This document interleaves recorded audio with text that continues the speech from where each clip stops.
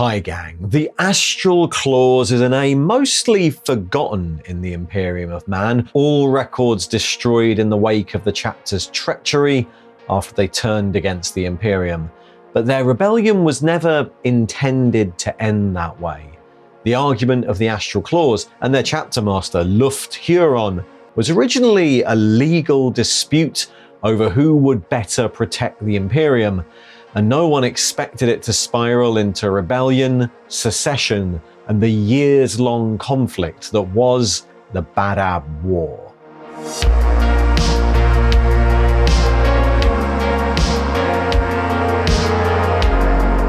And to support the channel, click likey subscribey or stay tuned at the end for details of affiliate links and merch. The story of the Astral Claws is one part tragedy and one part hubris. The story of a chapter whose early history reads like a roll of glory worthy of any of the 1,000 chapters of the Adeptus Astartes. An efficient, codex-compliant, fleet-based chapter of some renown, the Astral Claws spent 5,000 years crusading across the Imperium, coming to the aid of disparate war zones and many of their fellow chapters, considered specialists in lightning warfare and fast-moving assault, and with a record of faultless service. But when they were rewarded for this by being granted custodianship of the warp-racked Maelstrom Zone and leadership of its defenders, the 4 chapters of the Maelstrom Warders, things started to fall apart. True to their glorious combat record, the Astral Claws repeatedly attempted to make safe their new domain, and by extension the Imperium at large, in a series of grand campaigns and purges, any of which could have ended the threat once and for all. But each time they tried, they were denied the resources they required, their allies pulled away elsewhere by a distant and uncaring imperial bureaucracy that they increasingly came to resent. And when they finally decided to take matters into their own hands, to dismiss the mortal authorities they had become so disdainful of, and build up their forces to a level where they could do what they saw as their emperor-given duty, their actions would eventually light the flame of a civil war that would consume the whole sector.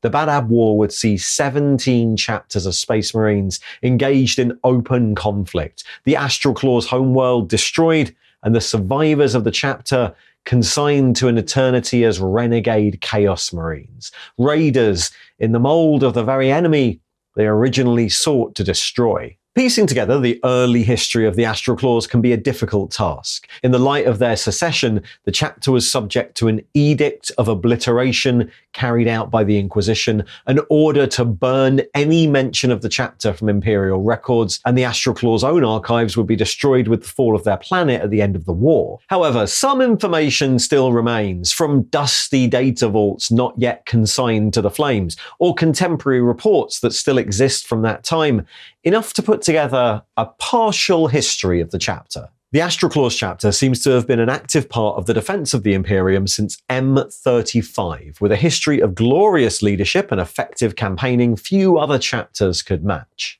They were formed during the 10th founding at the end of the Nova Terra Interregnum, a founding designed to shore up the Imperium's borders at a time when internal strife had weakened its military coordination and eroded its defences for many centuries. At their founding, it seems that the chapter were fleet-based, moving from war zone to war zone as needs required, and were active in the final stages of the war against the Nova Terran rebels during the Cataclysm of Souls, as well as participating in the Perfidian Wars and fighting against the Orcs during the early purges of Lord Solar Justaris Macro. One of their most prominent early battle honours was fighting in the defence of Cadia as part of the response to Abaddon's 5th Black Crusade, and this earned them the right to display their standard in the halls of the Eternity Gate upon Terra. It has, of course, since been taken down. It was clear that at the time they were a rising star amongst the many chapters of the Astartes, and mention of their deeds is plentiful throughout the following few millennia. In M37 and M38, they seem to have mostly been in operation around the Segmentum Obscurus.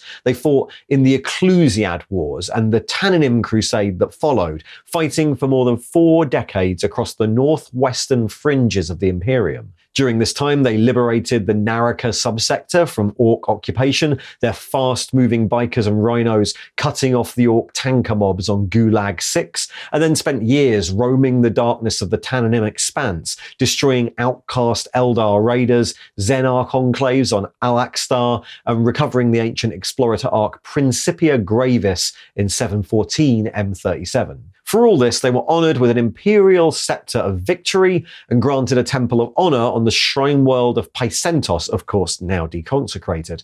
The chapter are also mentioned repeatedly in the Apocrypha Kali, which describes them as having 3 sons, implying that the chapter's gene seed was used to create 3 successor chapters, which would have been a great honour for a chapter so relatively young. It's possible they might have even kept a chapter homeworld in the Segmentum Obscurus at that time, but that's unknown, partly because in 288 M38, while fighting alongside the Dark Angels during the Altid Crusade, the entire Astral Claws chapter is listed as destroyed in action. The next time they returned to the Imperial record, it would be 1800 years later, at the end of the 39th millennium, fighting during the fall of the Gorgon Pentarchy, and in all records of that period they still function as fleet-based, responding to calls for aid from a number of sectors throughout the segmentums Solar and Tempestus, and generally being hailed once again as the pinnacle of an Adeptus Astartes force. Actions at that time included rescuing the besieged Executioners chapter from an unknown Xenos raid on their home system of Stygia Aquilon, sweeping in with considerable naval support to drive off the Xenos invaders and save the heavily depleted Executioners. These centuries of loyal service would eventually be repaid in 587 M41, when they were assigned not just to the newly formed Maelstrom Warders, but as its leaders.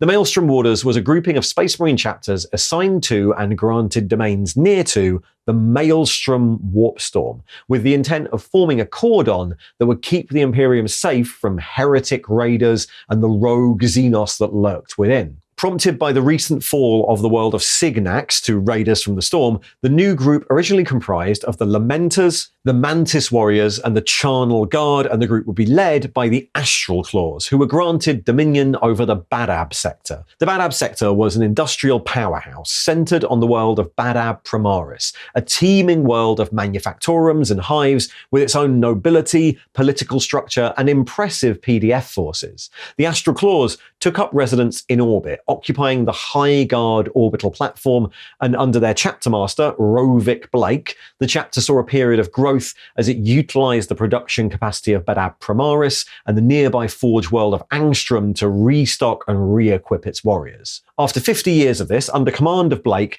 the Warders eventually launched the Scourge campaign, a series of massive combat operations launched by the 4 chapters in 640 M41, with the intent of purging all the most significant threats from the outer areas of the Maelstrom.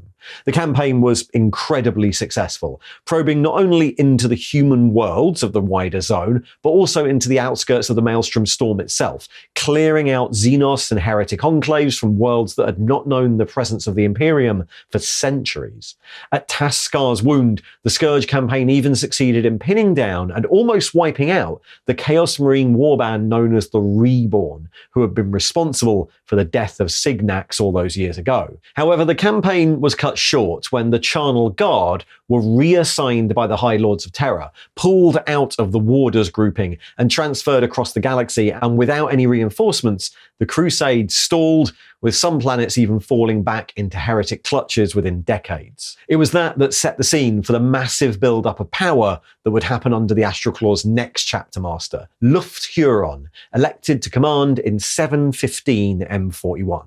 Huron was a long-serving battle leader, but also a consummate politician. Under him, the potential of the Badab sector was finally fully exploited, the forges of the planet producing massive stockpiles of arms and armor, with some simpler patterns like rhino-based vehicles or bolt weaponry becoming so common that Huron distributed them to the other Warders chapters, further binding them into his debt. When a brief succession conflict arose amongst the ruling houses of Badab Primaris, and when that caused civil strife, Huron deployed the Astral Claws, seizing control of the planet directly in the manner of many other chapter homeworlds, and then naming himself Planetary Governor, styled the Tyrant of Badab. Soon after that, the chapter base was moved from the orbiting High Guard to the newly constructed Palace of Thorns Fortress Monastery on the surface. In that period, the Astral Claws became much more visibly associated with the protection of the zone and its space lanes, seen as the sector's rightful rulers and defenders, the new tyrant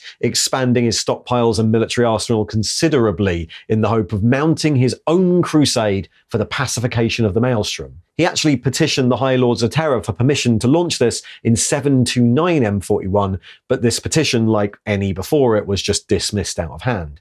Instead, the requirements for tithes on Badab were increased in order to fund wars elsewhere. This response would lead to Luft Huron taking the matter of the Maelstrom into his own hands.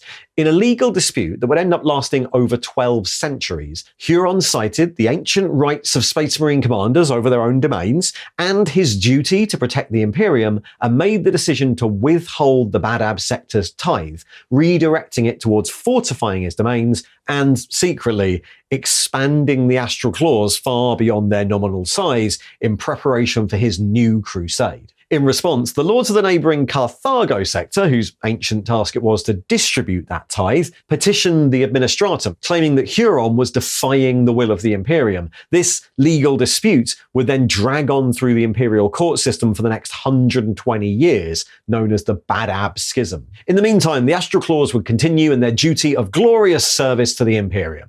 As well as fighting against Orc raiders within the Maelstrom zone, the chapter fought outside its borders. During the Lycanthos Drift campaign at the end of the Fourth Quadrant Rebellion in 780 M41, Huron was elected overall battle leader of a task force that comprised 4 Space Marine chapters, bringing the chaos-held worlds to heel in a year and earning him a reputation as a brilliant strategic commander, though he earned the ire of the Firehawks commander Stibor Lazarek in doing so, who thought command should have gone to him. They even joined forces with the Black Templars in 869 M41, the Maelstrom Warders effectively coordinating with the Templars' crusade fleets to bring another 23 worlds on the edge of the Maelstrom back under Imperial control, but yet again, the Templars were recalled elsewhere before the task could be completed. It seemed that every time the Astral Claws made one step closer to pacifying the Maelstrom, the High Lords of Terror directed the forces away, or indirectly led to the gains they made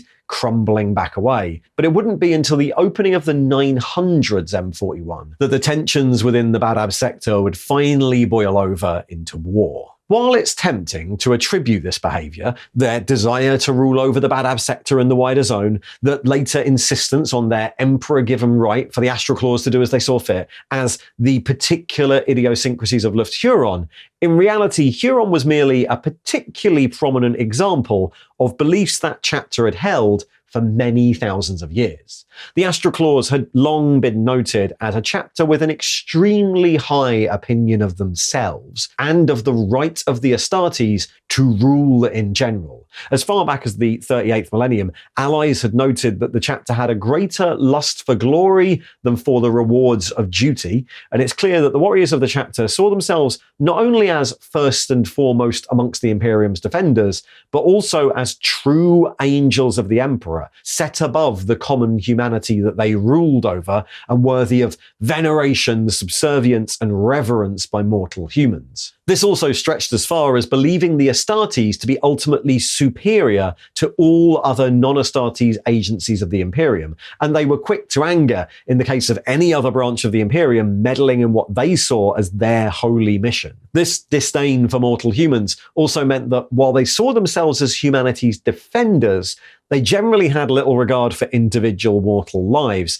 and were notably sanguine about the sacrifice of millions, even billions, if it would achieve their wider aims, and within their own domains, they considered this decision their right to make. It's unknown if these beliefs arose because of ancient traditions or some quirk of gene seed, as any records of the source of their gene seed reserves have been expunged. But their genetic legacy was noted to be particularly clean and stable, with no outlying markers that might suggest degradation. Both the Ultramarines and the Dark Angels have been suggested as primogenitors of the chapter, but no concrete records exist to corroborate either. The Astral Claws had always been a codex-compliant chapter in organization, but historically, perhaps because of their origin as a rapid reaction force, the Astral Claws' combat doctrines had always shown a preference for relentless attack, boarding actions, and speed. They always maintained a strong fleet, and their regular ranks were augmented by a larger-than-normal complement of dreadnoughts and by large numbers of bike and speeder-mounted troops. In fact, the skill of their bikers was notable. This preference for immediate response and fast engagement could see the chapter making tactical decisions that others might consider rash or foolhardy, their pride leading them to assault superior forces, or refusing to retreat or regroup, but the chapter's commanders seem to have taken this in their stride. The greater the risk, the greater the chance for glory. For much of their history, the Astral Claws utilized a very simple scheme of silver plate armor, complemented by occasional blue and gold details, and their symbol was the yellow and black lion's head on a blue field, with lion engravings and carvings featuring prominently as honor markings or vehicle decoration. However, this organizational structure and those markings diverged considerably once they took over control of Bad Ab, and especially once Luft Huron started his expansion program.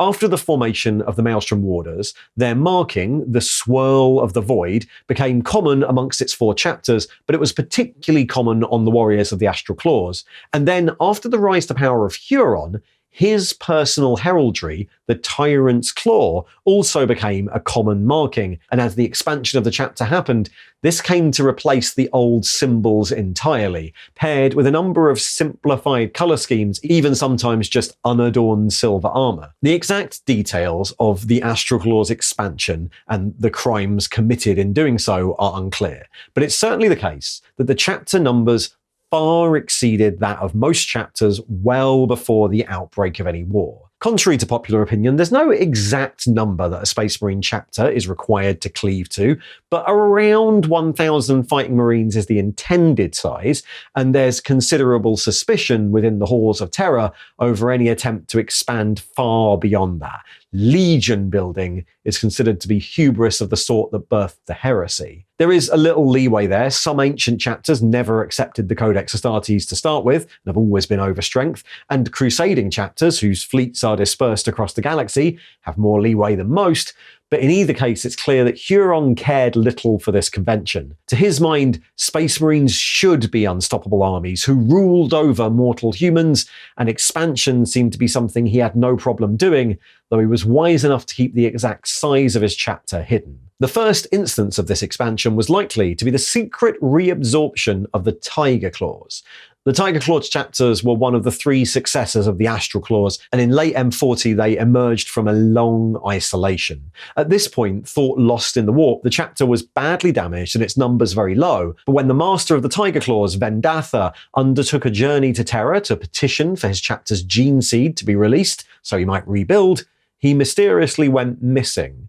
It seems likely that the remainder of the chapter found a home with their forebears and were quietly absorbed into the Astral Claws. Around the same time, the Astral Claws' regular gene seed tithe stopped being delivered back to Terra, something that happens occasionally with many chapters, but seen in hindsight, it's clear this was also part of the expansion plans. It's estimated that by the time of the Bad Ab War, the Astral Claws chapter was at least 3 times its nominal size. The main body of the chapter, those that existed on paper, was stationed on and around Bad Ab Primaris, organised in the traditional way, but an entire shadow chapter also existed, another 10 battle companies with a focus on boarding actions and close assault that was dispersed through the Astral Claws fleet.